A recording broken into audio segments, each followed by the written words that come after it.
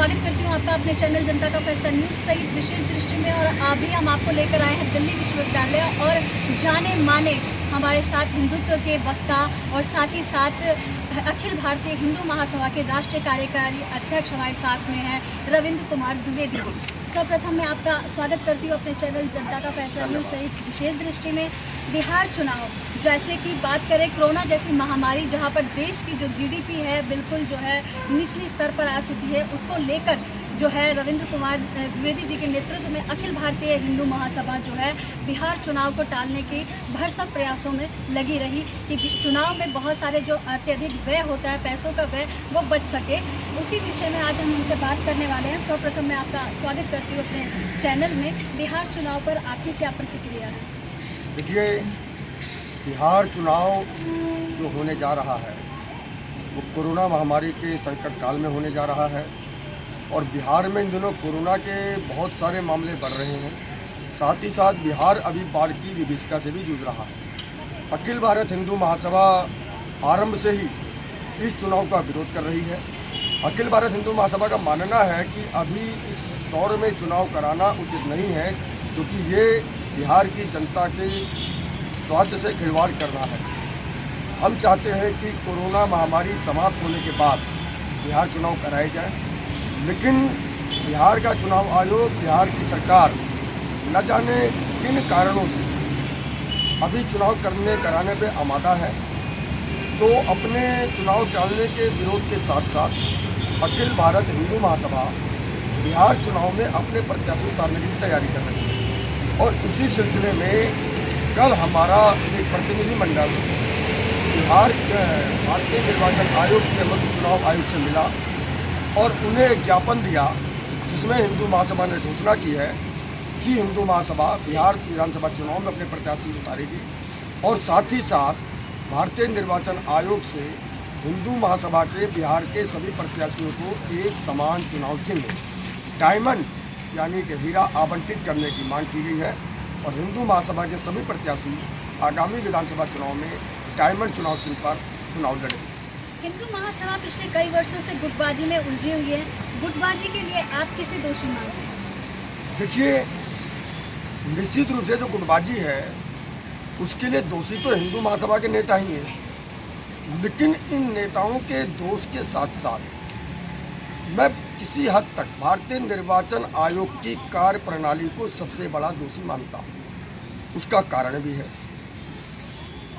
2006 अप्रैल मई में चंद्र प्रकाश कौशिक और उनके कुछ नेताओं को तत्कालीन राष्ट्रीय अध्यक्ष दिनेश चंद्र त्यागी ने पार्टी से निष्कासित कर दिया था।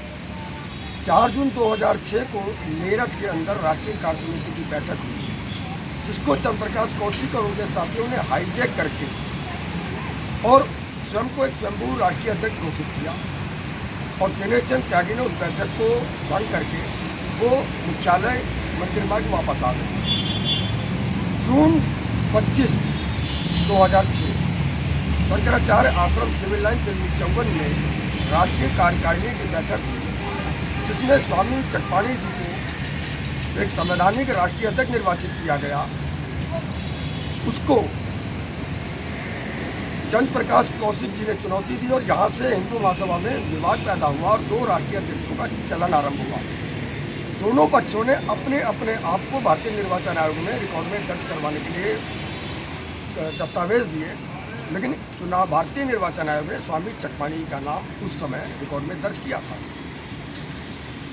कुछ समय बाद एक तीसरा गुट स्वामी चकपाणी से टूट करके बाबा नंद किशोर मिश्रा के रूप में हिमानी सावरकर, जो कि वीर सावरकर की पुत्रवधू थी, उनको एक नया राष्ट्रीय अध्यक्ष बना के उन्होंने इसको तीसरे गुट को जन्म दिया।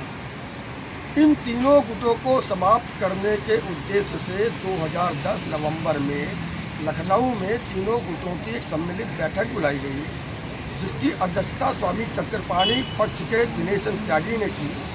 और उस बैठक के अंदर यह निर्णय लिया गया कि तीनों पक्षों की, तीनों गुटों की राष्ट्रीय कार्यकारिणी को भंग किया जाए। उसको भंग कर दिया गया और नए राष्ट्रीय अध्यक्ष के निर्वाचन के लिए एक स्वागत समिति बनाई गई, जिसका अध्यक्ष डॉक्टर संतोष राय को बनाया गया। और इसके साथ ही साथ एक हाई पावर कमेटी बनाई गई, का अध्यक्ष कमलेश तिवारी जी को बनाया गया था। जब हाई पावर कमेटी और स्वागत समिति ने मिलकर के चुनाव की प्रक्रिया आरंभ करने का प्रयास किया, उन्हीं दिनों चंद्र प्रकाश कौशिक जी ने भारतीय निर्वाचन आयोग पर एक केस किया। केस का नंबर है LPA 522/2011। इस केस को हाई कोर्ट में डाले जाने के बाद चुनाव की प्रक्रिया को रोक दिया गया, क्योंकि जब कोई विषय न्यायालय में विचाराधीन होता है तो यथास्थिति बनाए रखना अनिवार्य होता है। 16 मार्च 2012 को हाई कोर्ट ने उस केस का निर्णय दिया। उस निर्णय में हाई कोर्ट ने कहा कि यह प्रमाणित हुआ है कि स्वामी चक्रपाणी अखिल भारत हिंदू महासभा के सदस्य भी नहीं हैं, और इसी आधार पर उन्होंने भारतीय निर्वाचन आयोग को निर्देश दिया कि स्वामी चक्रपाणी का नाम, जो भारतीय निर्वाचन आयोग के रिकॉर्ड में राष्ट्रीय अध्यक्ष के रूप में दर्ज है, उसको नाम को उनके रिकॉर्ड से हटा दिया जाए। भारतीय निर्वाचन आयोग ने उच्च न्यायालय के निर्णय का पालन किया और स्वामी चक्रपाणी का नाम रिकॉर्ड से हटा दिया। इसके साथ ही साथ उसी आदेश में हाई कोर्ट ने यह भी कहा कि बाबा नंद किशोर मिश्रा और चंद्र प्रकाश कौशिक के राष्ट्रीय महामंत्री मुन्ना कुमार शर्मा, जो कि भारतीय निर्वाचन आयोग को अपने पक्ष में पर्याप्त दस्तावेज उपलब्ध नहीं करवा पाए हैं, इसलिए इन दोनों को भी स्थान नहीं दिया जाए, इन लोगों को भी अमान्य कर दिया। ये तीनों जो कि आज भी गुट के रूप में विद्यमान हैं, इनको हाई कोर्ट ने निरस्त किया, इनको मान्यता नहीं दी। स्वामी चक्रपाणी जी उन्हीं दौर में सुप्रीम कोर्ट गए, हाई कोर्ट के निर्णय के खिलाफ रिट डाली चुनौती देने वाली, लेकिन सुप्रीम कोर्ट ने भी स्वामी चक्रपाणी की रिट को खारिज कर दिया। अब जबकि ये तीनों व्यक्ति कोर्ट के माध्यम से निरस्त किए जा चुके हैं, हटाए जा चुके हैं, उसके बावजूद भारतीय निर्वाचन आयोग इन तीनों को 3 गुट के रूप में मान्यता दे रहा है। ये भारतीय निर्वाचन आयोग का हाई कोर्ट और सुप्रीम कोर्ट के निर्णय की अवमानना का दोष है, अवमानना का अपराध है, क्योंकि इनके पास केवल एक ही विकल्प है, ये किसी कोर्ट के माध्यम से अपने आप को प्रमाणित करें, अन्यथा ये पराजित है और सर्वोच्च न्यायालय के ऊपर कोई कोर्ट होती नहीं है। तो इन 3 गुटों को मान्यता देना निश्चित रूप से भारतीय निर्वाचन आयोग की कोई शरारत जान पड़ती है, जो हिंदू महासभा को गुटबाजी में उलझाए रख करके किसी न किसी तरीके से इसकी राजनीतिक मान्यता समाप्त करने के षड्यंत्र पर किन्हीं राजनीतिक ताकतों के इशारे पर कार्य कर रहे हैं।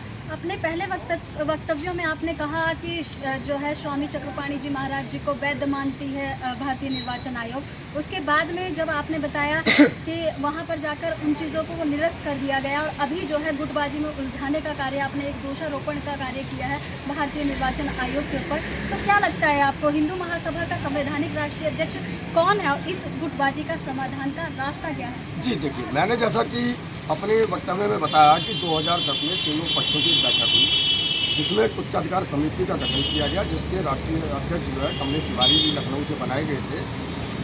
और हिंदू महासभा की संवैधानिक व्यवस्था है कि हाई पावर कमेटी के निर्णय को किसी भी अदालत में चुनौती नहीं दी जा सकती।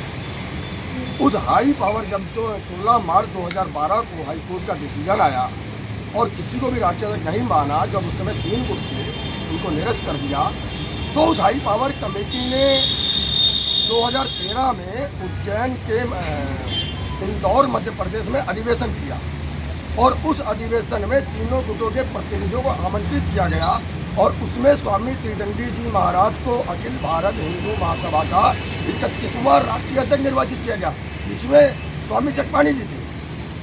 तो इस तरीके से हाई पावर कमेटी के माध्यम से वो जो निर्णय था वो सर्वमान्य है और हाई पावर कमेटी के निर्णय को किसी भी अदालत में चुनौती नहीं दी जा सकती। उसके बाद भी जब 3 गुट थे, उसके बाद संवैधानिक अध्यक्ष बने, तो जो लोग नहीं चाहते कि हिंदू महासभा का विवाद समाप्त हो, उन लोगों ने फिर से नए नए गुट के बनाने आरंभ कर दिए। एक राजश्री चौधरी जी गुट आ गया, एक स्वामी सिद्धगिरी जी महाराज का गुट आ गया। लेकिन जो राजश्री चौधरी और स्वामी सिद्धगिरी जी महाराज हैं, सन 2018 में जब हिंदू महासभा के संवैधानिक चुनाव करवाए गए तो राजश्री चौधरी जी भी राष्ट्रीय अध्यक्ष पद के प्रत्याशी थी, स्वामी सिद्धगिरी जी महाराज भी एक अध्यक्ष पद के प्रत्याशी थे, सिद्धगिरी जी महाराज को केवल 1 प्रदेश से वोट मिला, राजश्री चौधरी को केवल 3 प्रदेशों से वोट मिले और स्वामी त्रिदंडी जी महाराज को 15 प्रदेशों ने अपना वोट दे करके उनको भारी बहुमत से तीसरा कार्यकाल के लिए राष्ट्रीय अध्यक्ष 2018-2020 के लिए निर्वाचित किया था। तो अगर हिंदू महासभा के संविधान की बात करेंगे तो हिंदू महासभा के संविधान के अनुसार संवैधानिक राष्ट्रीय अध्यक्ष स्वामी त्रिदंडी जी महाराज हैं। बाकी सब लोग गुटबाजी में उलझे हुए हैं। उनका अहंकार और तथा कथित कुछ राजनीतिक शक्तियों के दबाव में वो लोग हिंदू महासभा को एक नहीं होने दे रहे हैं। लेकिन जब संवैधानिक बात आएगी तो स्वामी त्रिदंडी महाराज राष्ट्रीय अध्यक्ष हैं। वीर सावरकर जी को अपना आदर्श मानकर और उनकी जो सपने का उन्होंने जो एक भारत का निर्माण करने की सोचा तो अखिल भारतीय हिंदू महासभा का गठन किया गया। अखिल भारतीय हिंदू महासभा के सभी राष्ट्रीय अध्यक्षों का आपसी मतभेद के कारण हिंदुत्व का प्रचार प्रसार, जो कि जाति धर्म, अगर हम हिंदुओं की बात करते हैं तो सारी जातियां खत्म हो जाती है, केवल हिंदुत्व के वर्चस्व और हिंदुत्व के विकास के लिए कार्य किया जाता है। इस पर विकास न होकर गुटबाजी में उलझी हुई है। आखिर इसका खात्मा किस प्रकार से? देखिए, गुटबाजी मैंने फिर कहा कि कहीं ना कहीं कुछ राजनीतिक ताकतों के इशारे पर भारतीय निर्वाचन आयोग भी सक्रिय है। इसके साथ साथ जो हमारे गुटबाजी के नेतृत्व करता है वो भी किसी न किसी राजनीतिक दबाव या उनके राजनीतिक हितों के लिए हिंदू महासभा के गुटबाजी में उलझाए हुए हैं। हमने एक केस, जिस समय स्वामी त्रिदंडी जी महाराज राष्ट्रीय अध्यक्ष निर्वाचित हुए थे 2013 में, और हमने डॉक्यूमेंट सारे दिए थे भारतीय निर्वाचन आयोग को, तो उस समय हमने फिर एक RTI लगाई थी कि स्वामी त्रिदंडी जी महाराज को राष्ट्रीय अध्यक्ष के रूप में रिकॉर्ड में दर्ज करने के लिए भारतीय निर्वाचन आयोग ने क्या निर्णय लिया। तो RTI का जवाब दिया गया था कि इस विषय पर निर्णय अभी पेंडिंग है। जब दोबारा 2018 के चुनाव से पहले 2017 में उसी RTI को आधार मान करके स्वामी त्रिदंडी जी महाराज ने हाई कोर्ट में रिट याचिका लगाई। उस रिट याचिका का निर्णय देते हुए हाई कोर्ट ने भारतीय निर्वाचन आयोग को 5 सप्ताह में स्वामी त्रिदंडी जी महाराज को जवाब देने का निर्देश दिया था कि आखिर यह पेंडिंग का निर्णय इनको सुनाया जाए। भारतीय निर्वाचन आयोग ने उसका कोई जवाब स्वामी त्रिदंडी जी महाराज को नहीं दिया। इस दौरान 2018-2020 के पुनः संवैधानिक चुनाव हुए, जिसमें स्वामी त्रिदंडी जी महाराज ने लगातार तीसरा कार्यकाल संभाला। उस कार्यकाल के बाद हमने फिर से एक रिट लगाई हाई कोर्ट में और हमने ये मांग करी कि चूंकि हमने 5-6 गुटों के प्रतिनिधियों को आमंत्रित करते हुए और उसके साथ ही साथ 1996 से 2006 के निर्विवादित कार्यकारिणी के प्रतिनिधियों को आमंत्रित करते हुए ये चुनाव करवाया है, इस चुनाव के आधार पर स्वामी त्रिदंडी जी महाराज का नाम भारतीय निर्वाचन आयोग के रिकॉर्ड में दर्ज करने का आदेश दिया जाए। लेकिन हाई कोर्ट ने कहा कि ये मैटर रिट पिटीशन की दायरे में नहीं आता, ये सिविल कोर्ट का मैटर है, आप सिविल कोर्ट में जाइए, वहाँ अपनी याचिका दायर कीजिए। हमने हाई कोर्ट के निर्देश का पालन करते हुए 30 हजारी कोर्ट के जज हैं विवेक बेनीवाल जी, उनकी कोर्ट में केस संख्या 344/20 दायर किया। 18 अप्रैल की तिथि निर्धारित हुई थी, जिसमें सभी गुटों को और भारतीय निर्वाचन आयोग को अपना पक्ष का जवाब देना था, रिटर्न स्टेटमेंट देनी थी। लेकिन कोरोना महामारी आ गई, कोर्ट बंद हो गई, जिस कारण ये मामला अटक गया। अब चूंकि कोर्ट खुलनी आरंभ हुई है 1 सितंबर से, तो हमारी अग्रिम तारीख पड़ी है 6 अक्टूबर 2020। तो 6 अक्टूबर 2020 से पुनः इसका केस का संचालन होगा और हमें पूरा विश्वास है कि हम कोर्ट के माध्यम से बहुत जल्दी हिंदू महासभा नेतृत्व विवाद को समाप्त करके एक राष्ट्रीय अध्यक्ष के नेतृत्व में एक सशक्त हिंदू महासभा को पूरे देश में खड़ा करेंगे। बहुत ही अच्छी जानकारी का साझाकरण माननीय आपके द्वारा। तो देखा आपने, हमारे साथ राष्ट्रीय कार्यकारी अध्यक्ष अखिल भारतीय हिंदू महासभा रविंद्र कुमार द्विवेदी जी मौजूद रहे, जिन्होंने बिहार के चुनाव कार्यकाल के साथ साथ हिंदू महासभा के विवाद और गुटबाजी पर भी अपने बेबाक राय रखे और साथ ही साथ एक आह्वान भी किया कि बहुत ही जल्द ये जो गुटबाजी वाली जो कहानी है वो बहुत ही जल्द समाप्त होकर हिंदुत्व के कल्याण के लिए जाति धर्म संप्रदाय से परे हटकर हिंदुत्व के विकास के लिए अखिल भारतीय हिंदू महासभा पुनः वीर सावरकर जी के सपनों के भारत के विनिर्माण के लिए कार्य करेगी। एक्सक्लूसिव रिपोर्ट बाय कामनी झा, जनता का फैसला news channel. Camera person Reena Singh के साथ। Thank you so much.